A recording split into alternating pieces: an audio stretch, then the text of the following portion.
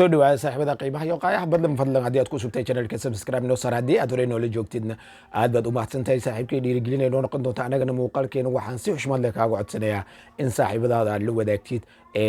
waxaana barnaamijkan aanu ku eegi doonaa kooxda kubadda cagta Arsenal oo horyaalka English Premier League guulo waaweyn ku furtay kooxda kubadda cagta ee Manchester United oo guuldaro lama filaan ah dhabarka loo saariyay kooxda kubadda cagta Tottenham guuldaradii soo gaartay ayaana dunida oo dhan lama filaan ku noqotay kooxda kubadda cagta Real Madrid oo sameysay comeback achieve oo xalayna 3 dhibcood ugu horeysay ee liiga Durban ka gashatay waxaan isla eegi doonaa kulamadaas iyo kuwa kale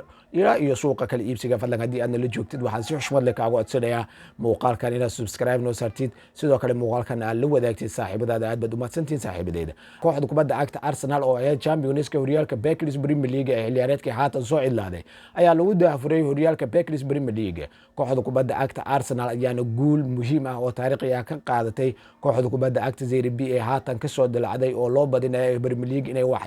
waxdaro ka muujin doonto taas bedelkeeda kooxda kubadda cagta Arsenal ayaa u sheegtay dunida inay tahay awoodda ugu sareysa ee Premier League waqtigan Arsenal ayaana dunida oo dhan haatan waxay u aragtaa Pep Guardiola kooxdii adkeed ee Manchester City oo Pep Guardiola dhisay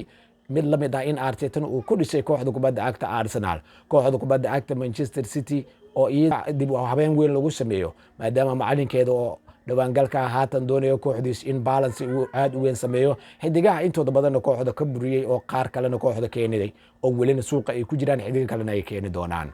barnaamijkeena waxaan kaloo ku eegi doonaa kooxda kubadda cagta Tottenham Hotspur ayaa noqotay guuldaradii soo gaartay guuldaro lama filaan ah kooxda kubadda cagta Tottenham ayaa xiliyaareedkan waxay sameysay suuq ajiib ah iyadoo la wareegtay xidigihii qadka dhexe Premier League kuwooda ugu fiican qaasatan xidiga loo badinayo Premier League kooxooyin waaweyn ay ku garaceen sida Manchester United iyo Chelsea xidiga waaweyn ay ku garaceen Tottenham waxaa la islaa xiliyaareedkan armay noqon doonta Tottenham Hotspur xilligii ay ka bixileed abaarta koob la'aanta ay noqon doontaa horyaalka English Premier League xil ciyaareedkan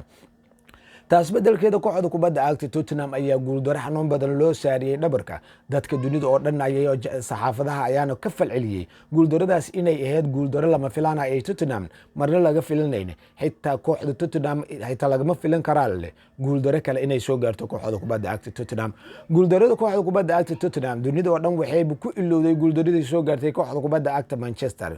macalinka kooxda kubadda cagta Manchester United macalin Carrick ayaa bandhig ajiib ah sameeyay koloraanti suuqi January ilaa iyo haatan bandhigii oo joogtada uu sameynayay laakiin xiliyaareedkan bilowgiis waxaa la islaa Manchester United maadaama xiliyaareedkii tagay ee boos fiican ku soo dhameystay oo ah booska saddexaad Champions League xiliyaareedkan ciyaaraysa Manchester United waxaa loo saadalinayay mid kamid ah kooxooyinka Arsenal cadaadiska ku saari doona horyaalka Premier League inay ku guuleysato ama Manchester United noqon doonto halka koox kaliya lagu cabsin gelin karo kooxda kubadda cagta Arsenal maadaama Liverpool iyo Manchester City Chelsea dhamaantood wax badan oo saas ah hadda laga dhax arkayni waxaa loo saadalinayay kooxda kubadda cagta Manchester United inay tahay tartama sax ah ee kooxda kubadda cagta Arsenal ee pressureka ku sii badan doono laakiin guuldaradii Manchester United xalay soo gaartay ayaa kooxda kubadda cagta Arsenal iyo dhammaan taageerayaasheedu waxay u tahay farxad aad u hoogan taas oo kooxda kubadda cagta Arsenal in haatan Durban loo caleema saaraya horyaalka English Premier League jaraa'idada caalamka qaarkood ayaa Durban leeyahay waxay soo qorayaan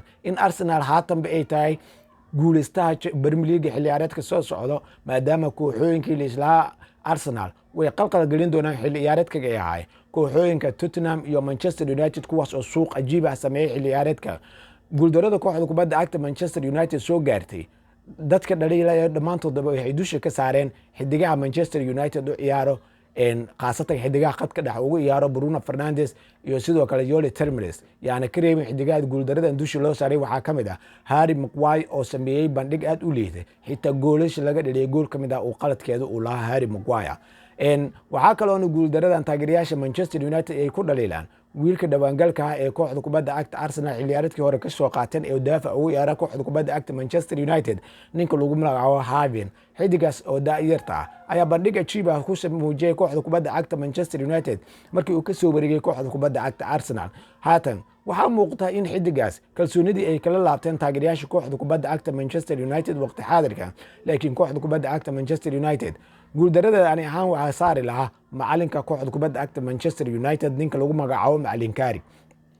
sababaha aan ku saarayna sabab kale ma ahan sababaha aan ku saaray guuldarada macalinkaas waxay ka mid tahay in macalinka uu qadka dhexe ku soo galay laba xidig oo aaj ah Bruno Fernandes oo age ah iyo sidoo kale Yori Tielemans oo age ah haddana saas ay Bruno Fernandes iyo Yori Tielemans oo daa ah labadaas xidig iyaga oo daa ah haddana 90 minute garoonka inuu ku ciyaarsiyo uu isku dayay laakiin Yori Tielemans uu garoonkaas ku sii jiri waayay taas bedelkeeda bedel lagu sameeyay laakiin Bruno Fernandes garoonka ku sii dhameystay waliba asigoo garoonkaas waxba ka qaban qaladaadkii ugu weyn oo macalinkan sameeyay ayaa waxaa ka mid ah kooxda kubadda cagta Manchester United oo haysato xidig available Marco Rashford oo available ah oo kulankan wax badan ka bedeli lahaa booskiisa garabkana uu bannaan yahay qof ciyaaraya lehen in durku oo ka ciyaaro daafa uu u isticmaalay garabka weerarka left wing loo yaqaano Marco Rashford ku soo shacabahay booskaasna uu booskiisa saxad yahay Marco Rashford oo kooxda Manchester United ku soo laabtay kooxda kubadda cagta Barcelona amaahday ugu maqnaa soo dhameystay keedka fadhiyay taas bedelkeeda macalin Carrick wuxuu ka doorbiday xidig daafac ka ciyaaraya inuu ka ciyaarsiyo booskii uu ka ciyaari jiray Marco Rashford ama xidigaha garbaha weerarka ka ciyaara mid ka mid ah halkii uu xulan lahaa wuxuu doorbiday inuu booskaas ka ciyaarsiyo xidiga daafac uga ciyaaro kooxda kubadda cagta Manchester United ninka lagu magacaabo Durku ani ahaan waxaa leeyahay taasi waxay ku noqotay Manchester United caqabad aad u weyn oo ka mid ah guuldaradii Manchester United soo gaartay sababta labaad oo guuldarada Manchester United aan ku sifeynayo ama macalinka United aan dushi ugu saaray waxay tahay in Manchester United oo Kobe Mano available ah halka qadda aan isleeyahay Manchester United waqti xaadirkan way haysataa oo qadka dhax kaliye oo lagu duuli kara Manchester United waqtigan uu jooga aan isdhihi kara uu yahay Kobe Mano haddana Kobe Mano asigoo available ah oo la heli karo oo kursiga keedka in la fadhiyo oo garoonka loo soo xushay laba xidig oo kooxda ku cusub iyo Bruno Fernandes oo isfaham fiican aan isku lahayn kaas bedelkeedana kooxda kubadda cagta Yori Tielemans 35 jir iyo Bruno Fernandes iyo 33 jir iyo unugan oo hadda kooxda kubadda cagta Manchester United wax badan sii joogin oo qaab ciyaareedkeeda wax badan ka faxaysadeen Andre Santos aan ka hadlayaa in garoonkan hal mar la wada geliyo xidigii kooxda kubadda cagta Manchester United dhaxad u manage gareynayeen keedka lagu cabo ani ahaan waxaas leeyahay marka guuldarada waxaa siin lahaa macalinka Manchester United sababta saddexaad oo aan ku siinayna waxay tahay in kooxda kubadda cagta Manchester United daafaciyadeeda taban Lisandro Martinez oo ah daafac taye iyo quality-giisa aad u wanaagsan boodi ahaan iyo dagaalyahan dhab ah in keedka la fadhiisiyo unugan yarka oo Heaven la dhahay iyo ninkan lagu magacaabo Harry Maguire garoonka lagu soo wada bilaabo taasna waa caqabada saddexaad oo Manchester United ka hor istaagtay inay guuleysato taas ayaana kaliftay in Manchester United guuldaro xanuun badan loo saariyo ani ahaan sida aaminsanahay fikradeedu waa intaas adigana haddii midaas waxa ka duwan aqabtid waad la wadaagi kartaan aad u mahadsantihiin waxa kale oo barnaamijkeena aan ku eegi doonaa kooxda kubadda cagta Real Madrid oo xilli ciyaareedkeeda xalay loo bilaabay ama kubaddeeda ugu horeysay ee La Liga xalay baasatay ayaa caqabad hoog la kulantay kooxda kubadda cagta ee Real Madrid ayaa la ciyaartay koox iska normal ah haddana waxa arkaysa kooxda kubadda cagta Real Madrid in cadaadiska ku sii badanay